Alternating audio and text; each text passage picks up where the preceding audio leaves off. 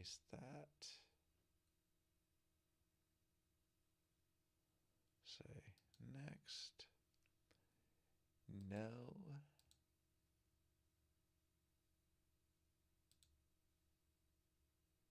Down.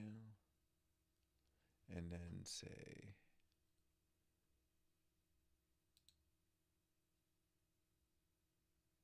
publish.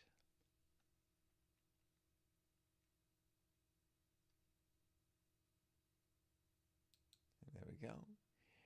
And I get to say, oh, welcome into GQ2. I am here. We're waiting on Golden to come back. But I will say, in this edition of GQ2, we will get to talk about nothing but sports. Nothing but the good stuff. Because what we do know is that Purdue beat NC State, and that was pretty handily.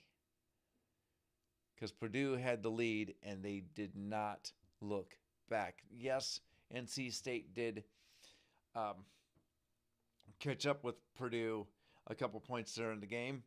But from what I saw, this was just an epic game.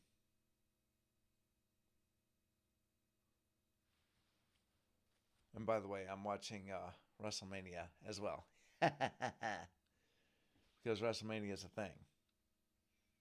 Indeed, indeed, indeed. But with that going on, Purdue made it to the finals. Now we're just waiting on UConn and Alabama, which right now they're going through the introductions of the game. And this is going to be a pretty good game, I think.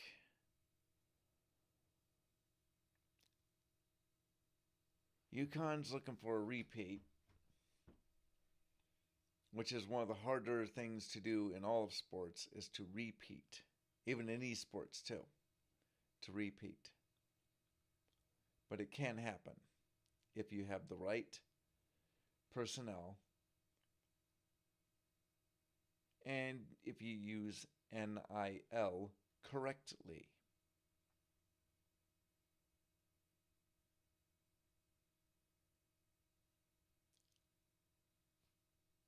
As far as what WrestleMania is going on, it's Jimmy versus Jay.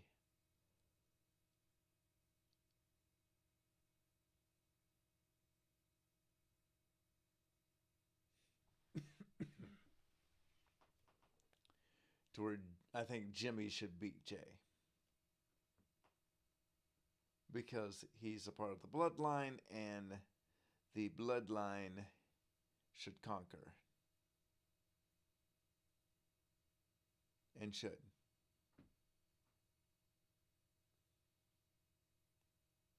I'm just wondering if my iPad will run out of power soon. Let me take a look here. Oh, it's at 67%. That's fine. A little bit higher up than what I thought. I thought it was going to be down like about 40%, but no. 67. 67 is pretty good.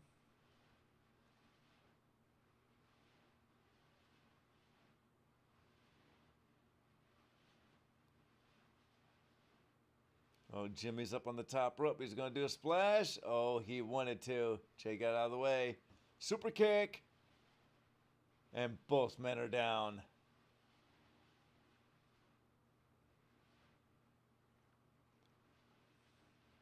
And there's Dan Hurley, UConn coach.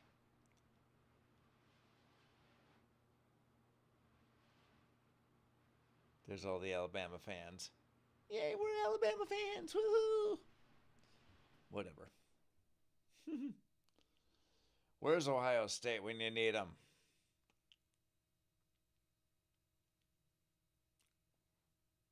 Sorry about that. Back. That's all right. So we could say, welcome into GQ2, everybody.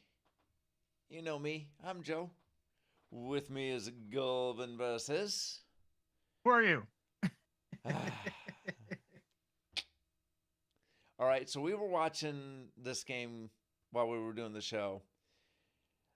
Purdue. Well, you're watching the game. I was just doing my phone. I don't have the TV near my computer.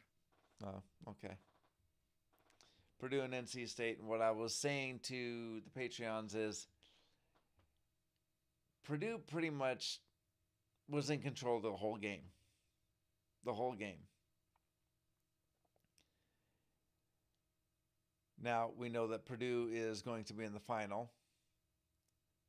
Will it be UConn or Alabama as this UConn. game is set to start? It's already over. Already over, Joe. It's UConn. Just book it.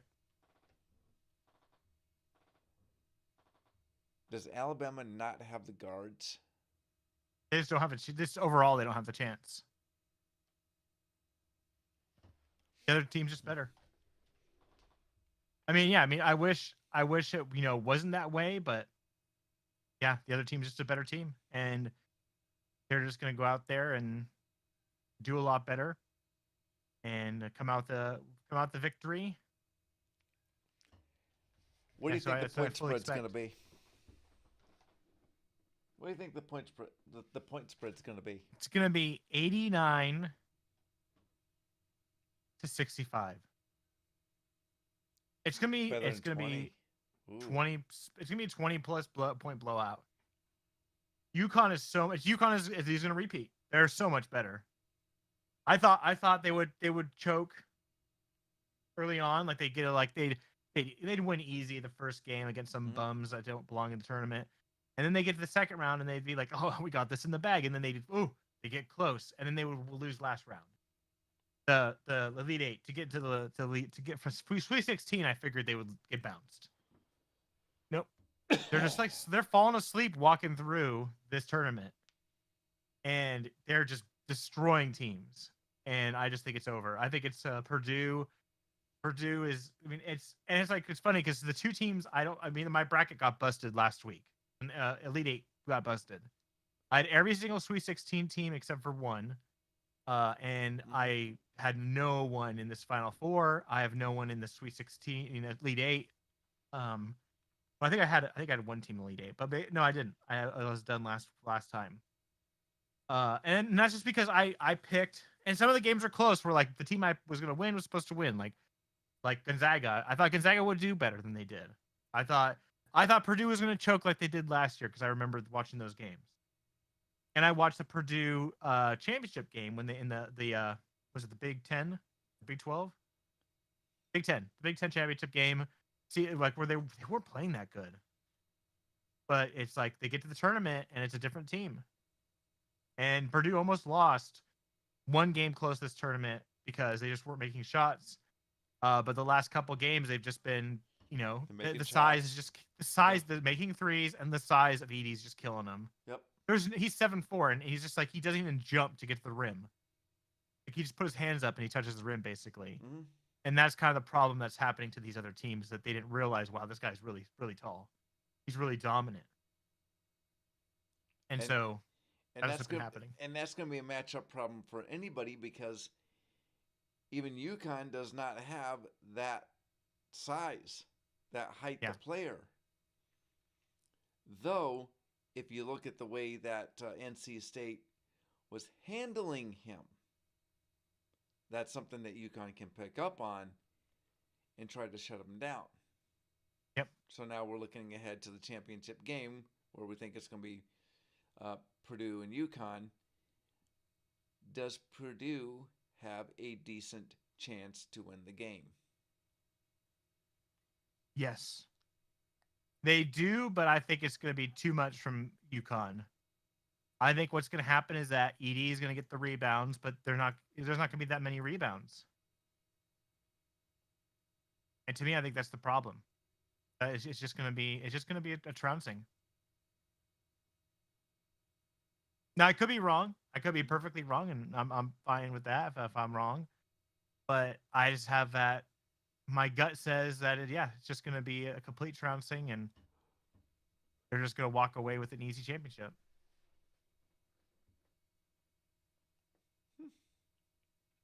We'll see. We'll see. That'll be Monday night.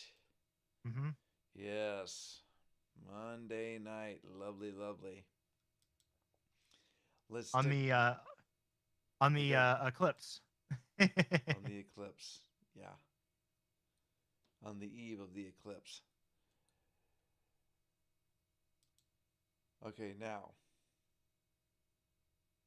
Did I just do that? Of course I did. Let me go back.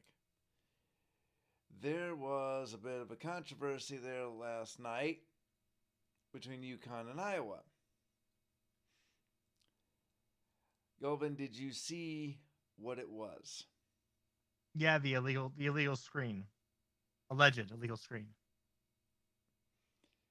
Do you think that foul should have been called? Yes. Because this is called human sports, not computerized sports. The Warriors got plenty of times. Draymond would go out there, or Zaza, or over the years when they won championships, and they set that screen. Same thing would happen. They get the call. I mean, they get they would get the call when when it hits and it happens, it flops. Other times it's been where there's no call on a screen, where it was either moving or hit and maybe a grab. But that's how it is. That's just called that's sports. I mean, they let things slide at the big moments of the game. And what it was really the ineptitude of the end of game scenario that ended that end of the game, because the bounce off the back of the legs of an opponent, you go out of bounds again, and they just kind of like turn around like, huh? I mean, clearly they weren't thinking about that. Like, you have to. And this is what happens though. Like, this is to me, this is the perfect case of where, yeah, you have a great athletes and they can shoot the ball well, but they're not, like, I mean, it might be in their degree field, they might be getting straight A's, but they're not, I guess, situational awareness, but they're not like students of the game. Like, they not thinking about, like, it happens in football all the time, where you have like these freak athletes and yet they don't know what they're doing, like, rules wise. Mm-hmm. And this is just the same way. Like, it's a simple thing. Like, hey, pay attention to the person behind you. They might throw it off the back of you. And that's why in the NBA they never do that. They never have they always have someone on the throw in, because they want to, one, they're big and tall and lengthy and they could stop it. But two, they know that might be an option. It's happened where they've thrown it off people and like they've dodged out of the way because they could tell they're trying to throw it at them, and it also wastes time, and they get like, oh, and then they time out, or, oh no, it's been too long. They give a forfeit. So yeah, no, I think there was there was a no call on a screen, a hard screen that they could say was maybe a screen that should have been called a foul, and then there was a foul call on a screen that was, yes, embellished, but it was an illegal screen, so the foul should have been called. What about you? What do you think of those two? What do you think of that, the ending of the game, the last few sequences? That was not an illegal screen. Why? Because the person's body did not move. Not 1 inch, not 1 iota. That was it was a bang play. I'll give you that. But when it comes to the end of a game like that, you gotta let the players play. You don't call a foul like that to interrupt a game, especially at the end of a game, when there was no foul there. You know where the foul occurred? Elbows were up. Elbows were up. That's why the foul was called. If the elbows were down at the side of the body, there would have been no call. The elbows were up.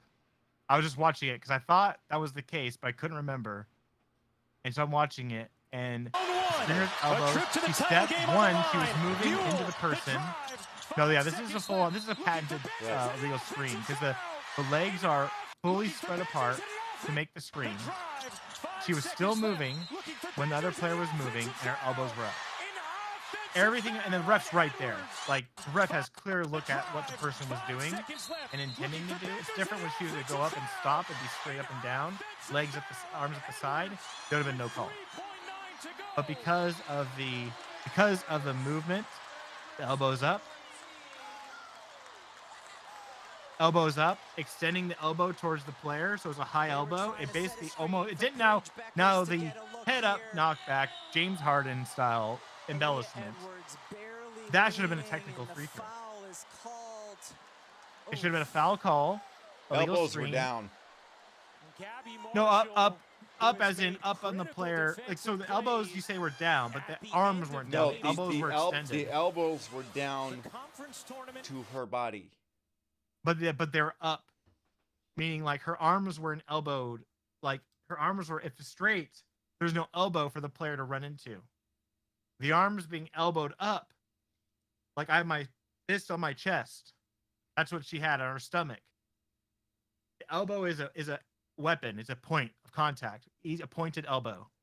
That caused it. Plus the embellishment, which should have been a technical foul. I do never like seeing that.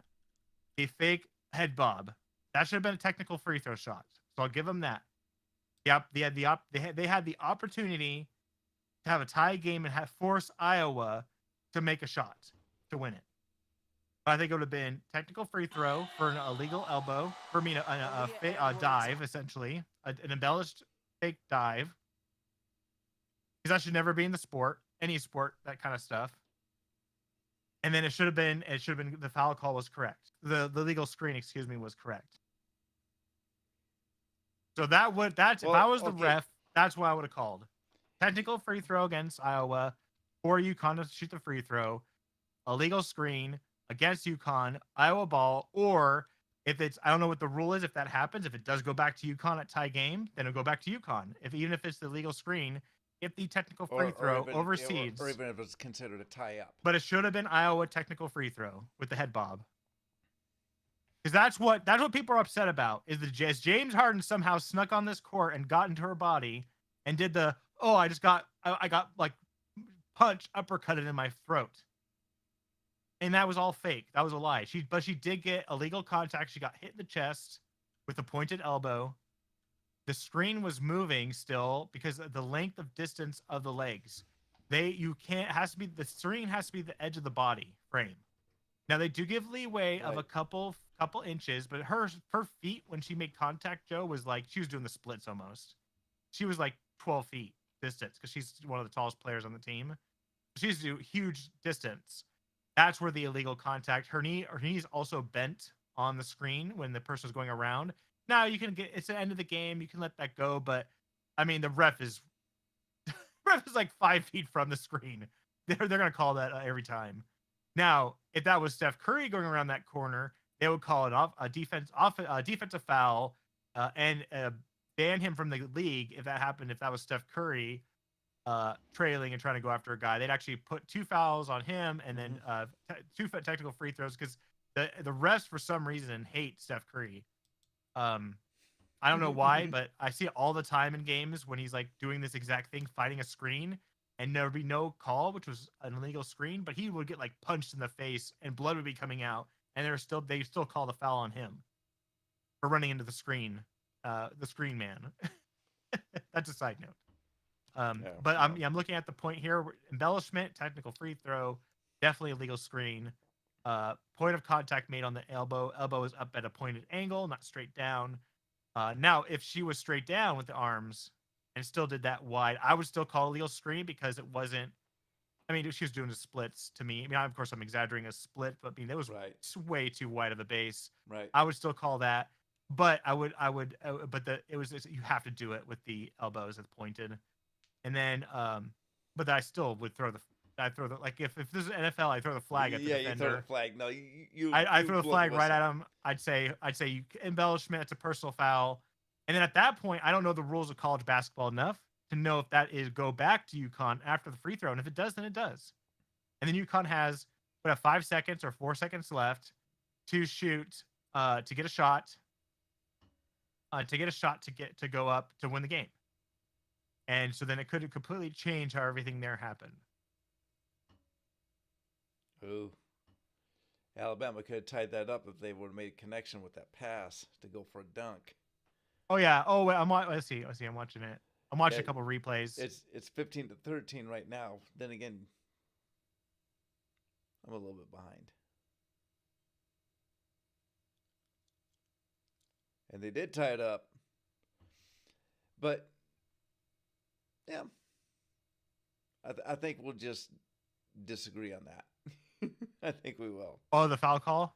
Yeah, because I mean because the legal screen. Right, because there was no apparent movement. There was no, even with the elbows, with them pointed out.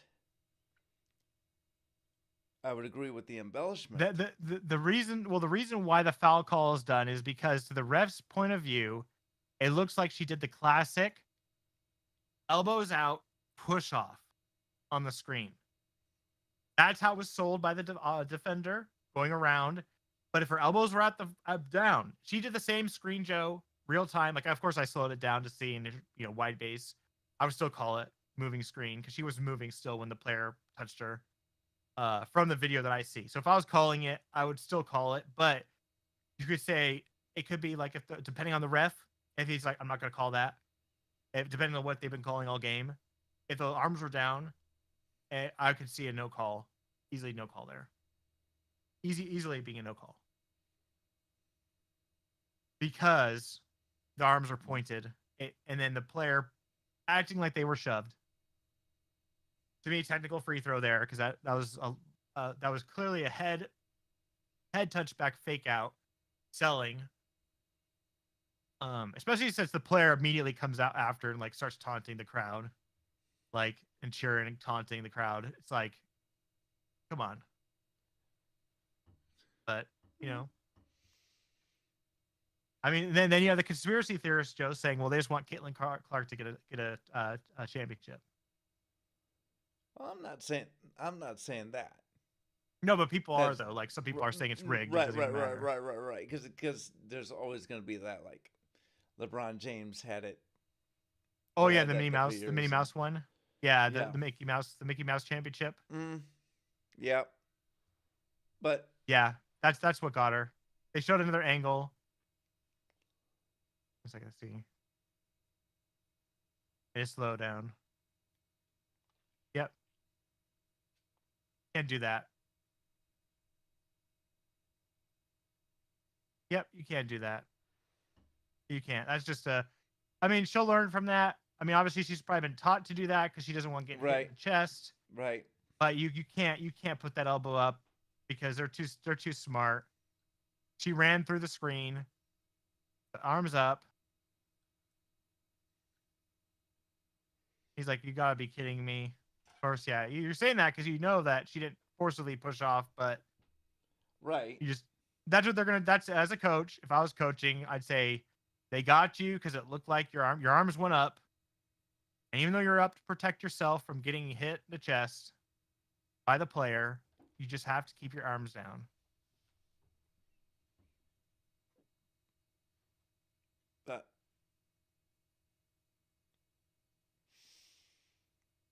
Now, the real question, because I didn't watch the whole game. Well, if this player was doing that the whole game on screens, right? If the player was doing that on screens the whole game, acting like they were getting like punched in the face every time, then I would ignore it because I'd do that. That was just an embellishment. But if it was just this time, they sold it. They sold the strike. Right. They sold it like, oh, I just got hit because elbows are up, and that's all it is. They sold it. The ref spot it, but the elbows were still up. The point of contact was the point of the elbow. Yep. But we need to move on to baseball. We could probably fight on this for quite a while. We're just running out of time because there's other stuff we need to get done. But we move on to baseball because your A's, the Oakland A's, They're moving, but they have to go to a AAA stadium, dude. Yeah, For I mean that's the 3 years. biggest thing. They're well, what it is, they just didn't want to pay. This is actually twofold move. So I don't think the A's will be in Las Vegas. I don't think that's actually going to happen. I do not believe Las Vegas is going to get a team. I think they got approved for money to get a team to Las Vegas, but not the A's. The it was not specifically the A's. It just said to approve a MLB team in Las Vegas was approved by the state. State approved it, and so or the city or however I think it was the state. So that's been approved to open it up for a team. However, people are going to veto and vote down the money coming and spending from Las Vegas to spend for the team, especially since Joe, his team is going to be the worst in baseball. They may only win 20 games this year. They may be 20 and 130. That's just how bad. They have almost $200 million less in payroll than the Yankees. That's crazy. Yes, they are That's bottom. They are not being spent on. crazy. The current ownership is literally doing nothing. They do not want to win. They don't want to do anything. All they're doing is just saving money. And what it is, Joe, the reason this happened is because revenue sharing came back into play. They are making roughly $30 to $65 million or plus their revenue plus their TV deal, which is still in the place regardless of how much is being done. So they're probably making about $100 million a year, Joe, just having this franchise without doing anything. Because there's no law saying you have to have a minimum amount of money to spend on players.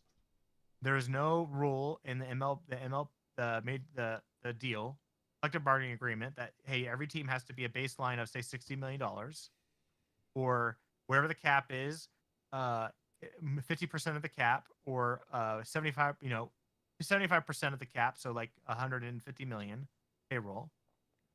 And so what happened is that you have a couple teams that have no payroll because they're not going to play the players.